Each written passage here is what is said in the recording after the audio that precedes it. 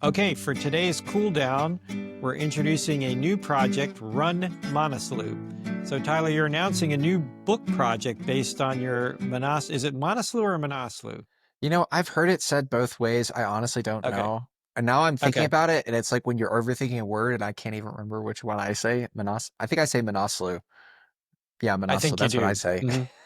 All right, we'll agree on Manaslu, and then we should probably look it up somewhere. Yep. So you're focused. So you're announcing a new book project focused on your Manaslu comeback after your Achilles surgery.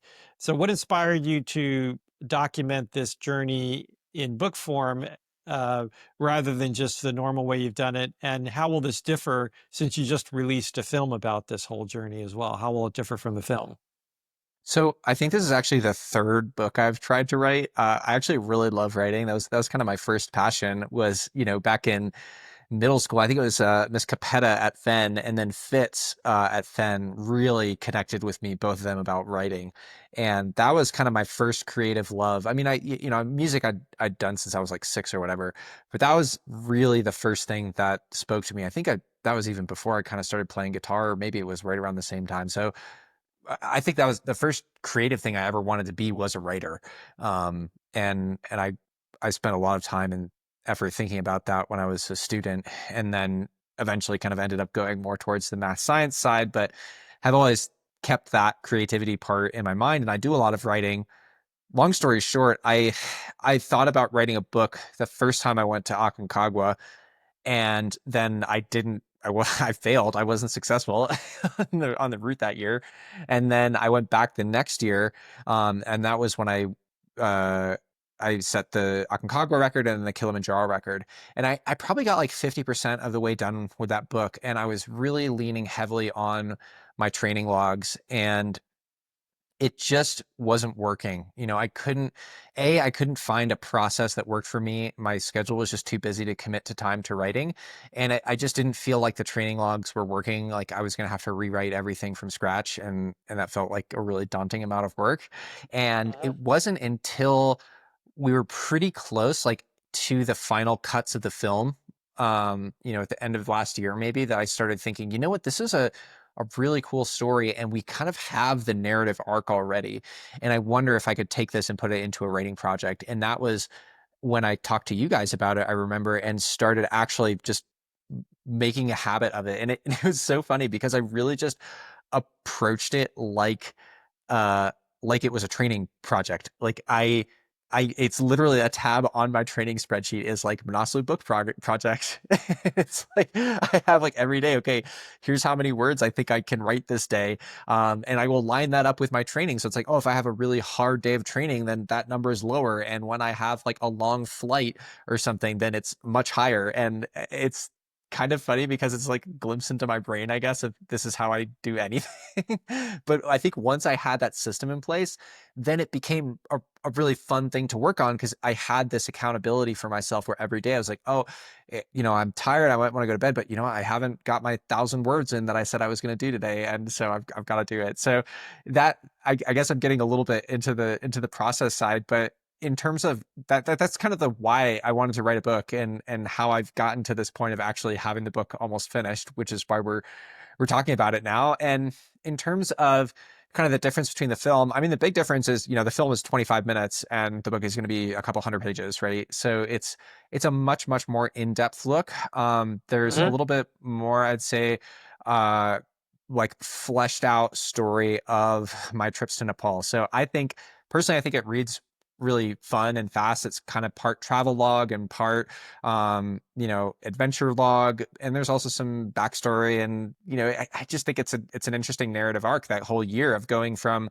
this point where I literally was unsure if I was going to continue as a professional athlete at all, and I was going to retire and go get a job, like a real job, to everything just kind of the stars aligning, and getting surgery and coming back and having it go so well. And obviously still huge bumps along the way, but coming back that next year, it's probably been the most important year of my life so far in terms of everything that happened. And Mhm.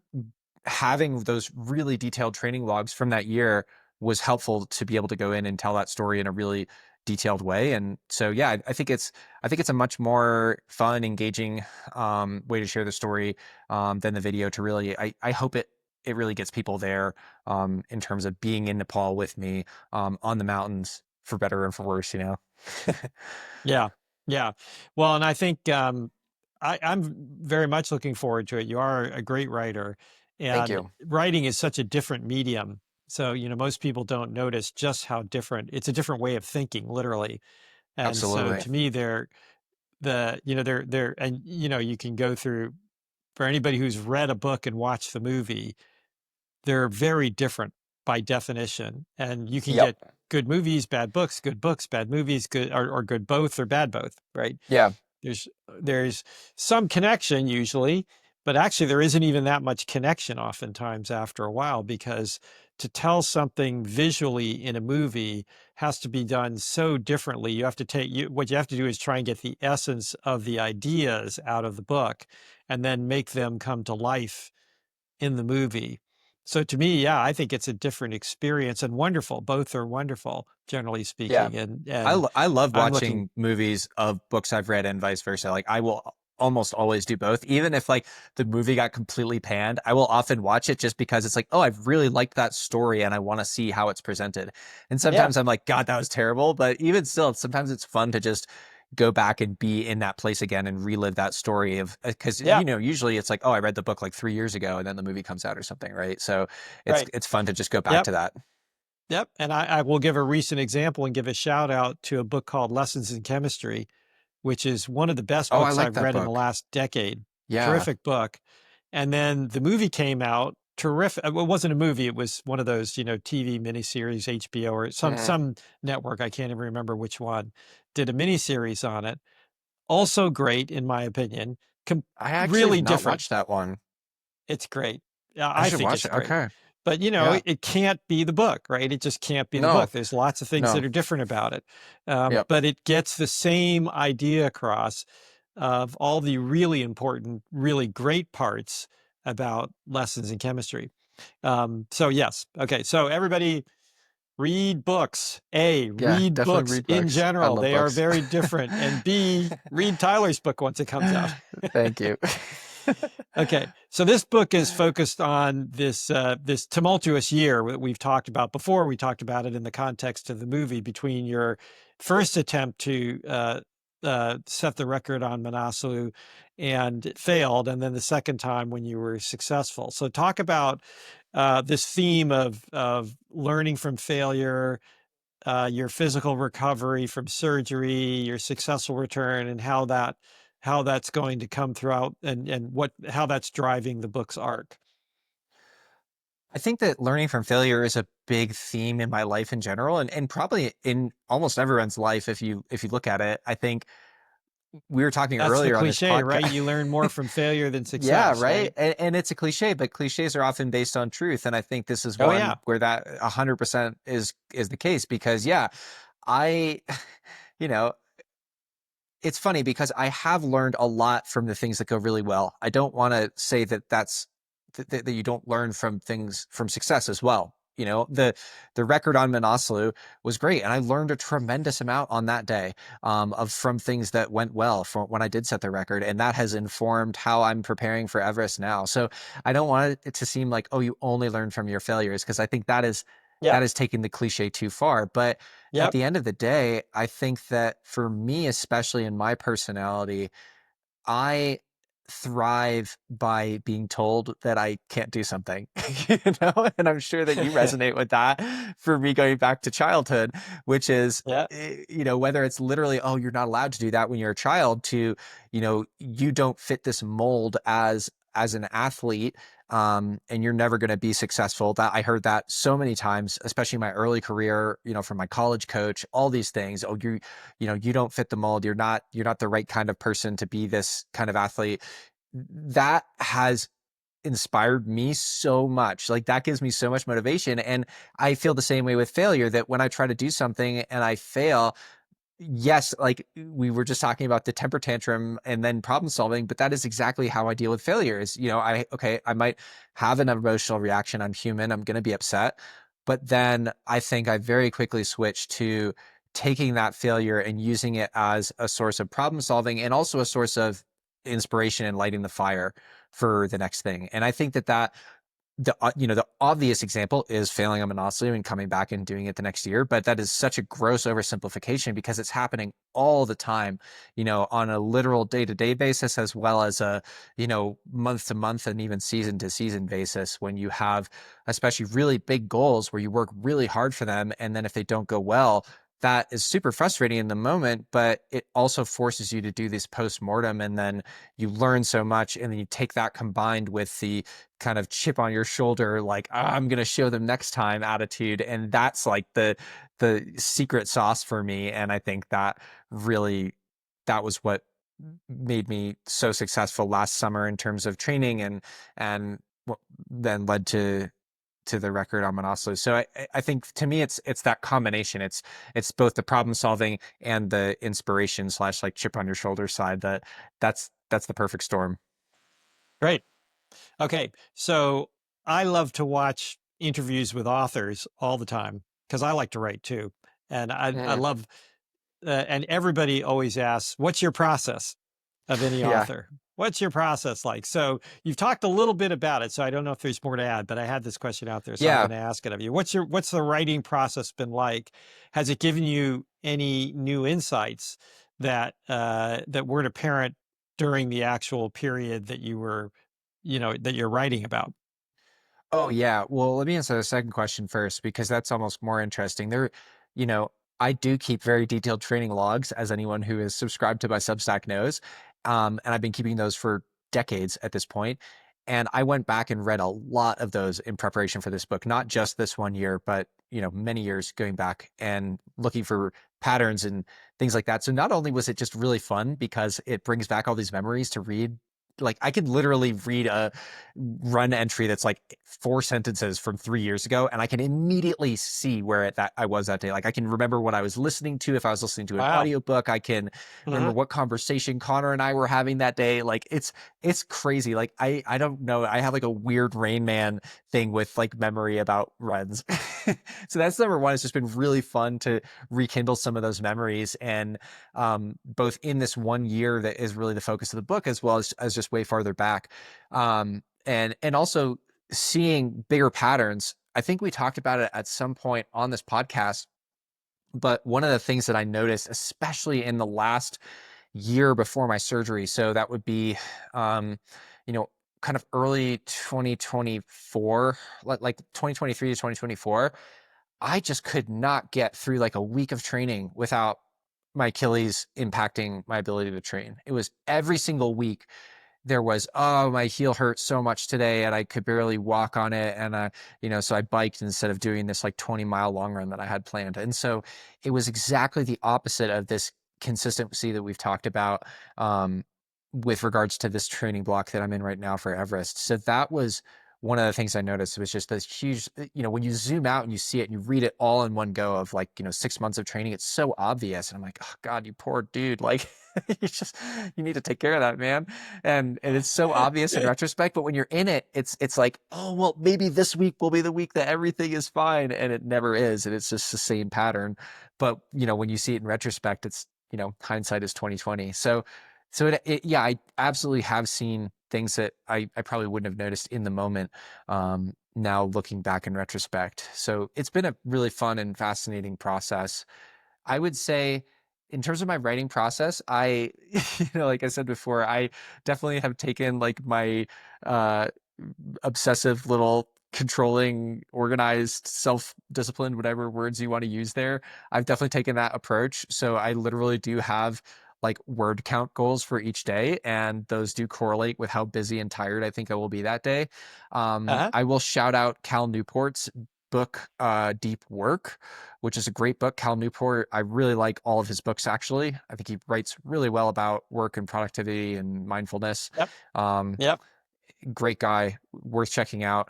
And he basically says, like, there are some things that you really just have to do. You have to have time and do them without distractions. And for me, writing is one of those. Like, I can kind of thumb type my training log in the back of the car to just like write, okay, this is how I felt and this is what I ate and this is what my heart rate was. But like to do this kind of writing, for me, like I need to sit down and turn off my internet and have like at least an hour. And so that is my writing process. And it's usually in the evening is what I found. It's literally the last thing I do. So I literally I will get in bed, turn the lights off, turn all my internet off, turn my phones off, and then I will sit with my laptop open and I will literally put a lo-fi girl hip hop playlist on. It's like if you know, you know, it's like one of those things. It's this YouTube channel that's just like lo-fi instrumental hip hop beats. I put that on and I put my little squeezy hyper ice boots on with a 1 hour timer. And when it's done, I'm done writing. And that's it. Like that's my routine. So like, and I find that Okay. when I'm in that state, especially because I spend a lot of time thinking about what I'm going to write that day. So I will often finish, like the last thing I'll do is I'll say, okay, here's where I am in my story. Right now, I'm kind of like finishing up and working, but I've been working chronologically. And I'll say, okay, I'll write like 6 bullet points of like, okay, these are the next 6 things that I'm going to write about. So it's like, okay, I did this, and then this thing happened, and then this thing happened, and then this thing happened, and then this. And so then I can spend the next day kind of thinking about that, refreshing. Oh, yeah, there was that cool thing. I want to talk about that and this and that. And so I really have a pretty good idea of what I want to say by the time I sit down to write. And then once I start writing, it is just like, it's a fire hose. Like I can go nonstop for an hour and I could probably write 2,000 words in an hour if I'm moving well, you know? So I feel like that process for me of separating the literal mechanics of writing the words on the paper from my brain versus the thinking about it and brainstorming, that all happens like, you know, while I'm running or at the grocery store or whatever. And then once I sit down, it's like I have that space and it works really well for me. Okay. Thanks. Thanks for giving us some insight. Yeah. So there's an exciting Kickstarter campaign that's going to be starting, that you're launching for early access to the book. So tell us about that. What special perks, experiences can supporters look forward to, particularly regarding live Q&A sections that you'll be hosting? Yeah. So this is something I was super stoked about. First of all, to just give you guys access to me and the writing process. So we will have a whole bunch of different levels of ways that you can support this project. Obviously, you can just pre-order the book. That is tremendously helpful for authors, because there's this whole thing about basically the more pre-orders you get, the better your Amazon ranking does and all that kind of thing. Yep. Yep. So on the lower end, you'll be able to just pre-order the book. And then we'll also have some higher end packages where you can get a physical copy of the book versus just an ebook. Yes, I will have a live. I think it's going to be a monthly Q&A that we do as the book is coming out, and then afterwards, even with whoever wants to join. We'll also I think every single person who pre-orders the book will also get access to our Slack channel on Chosky, which will have a private group for all those pre-orders. So you can just kind of DM me, ask me questions there. I'll be online probably once a week responding to questions. Okay. So that's super cool. And then yeah, we have like some, you know, higher profile packages where it's like, you know, we'll bring you a rock from Mount Everest or some signed posters and things like that. So if you really want to support, we love your support. It's awesome. We really appreciate it. And if you want to just buy the book, please buy the book. It really helps us. And I love writing. And hopefully we'll have another book coming after this one. I'm sure there That's a will be. tease. Okay.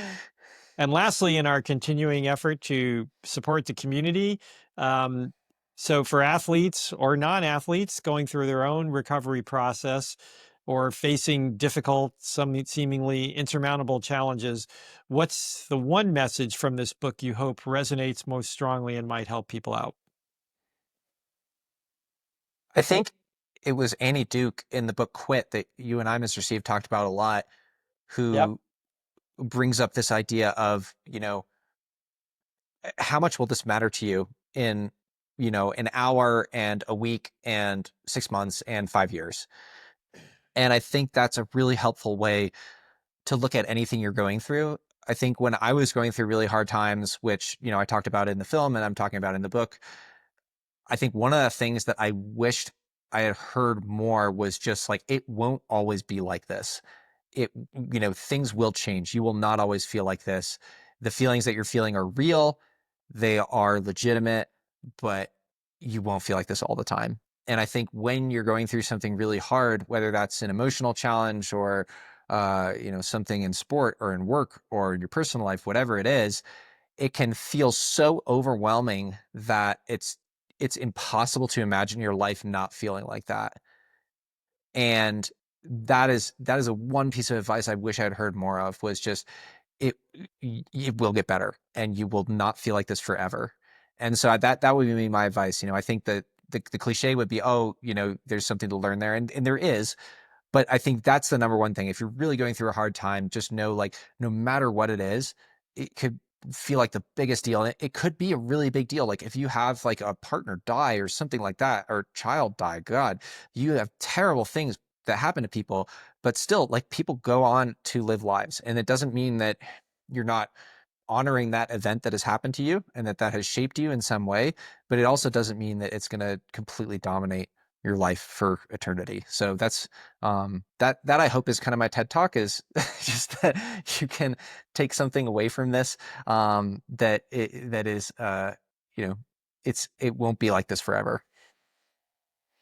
Okay, thanks so much. We'll look Excellent. forward to the book, and I'm certainly excited about it. Want to read us out? Thank you. Yeah, I will read us out. Thank you guys. As always, please send us any feedback, question, comments, concerns, hopes, dreams. Oh, and you know what? Before I read us out, gosh, you guys, I should probably give you some URL for our Kickstarter. That will be on my website at tylercandrews.com. We'll have a banner at the top, and tylercandrews.com/Manaslu. That'll have all the things about both the film and the book. You can do that, and we'll also post a link in the show notes. So that should definitely be there, so you guys know where to find all this stuff, because it should be live by the time this episode goes live. So go check that out, please, guys. If you're interested in the story, if you want to support, go order a book. It really helps us out. I love writing. I think the book is going to be fantastic, and I'm excited to share another story of going to Everest, and this one will definitely set the stage for that. So please go ahead, do that, check it out. Purchase an ebook if you want. That'll be super cheap. And if you want a higher end thing, go for it. And with that, now I will read us out. So yes, please send us any feedback as always. Your usual questions, comments, concerns, hopes, and dreams. You can send those to me, ty@chosky.run, or DM me, Tyler C. Andrews, on Instagram. And remember, as always, this is multimedia, and you can read my raw training logs at tylercandrews.com/blog, or on Substack at Tyler C. Andrews. Ty's Training is a Chosky Media production brought to you by the good folks at Chosky Endurance Collective, the world's leader in online coaching, travel, and community for endurance athletes. Thanks, everybody, and we'll see you next week. Ciao.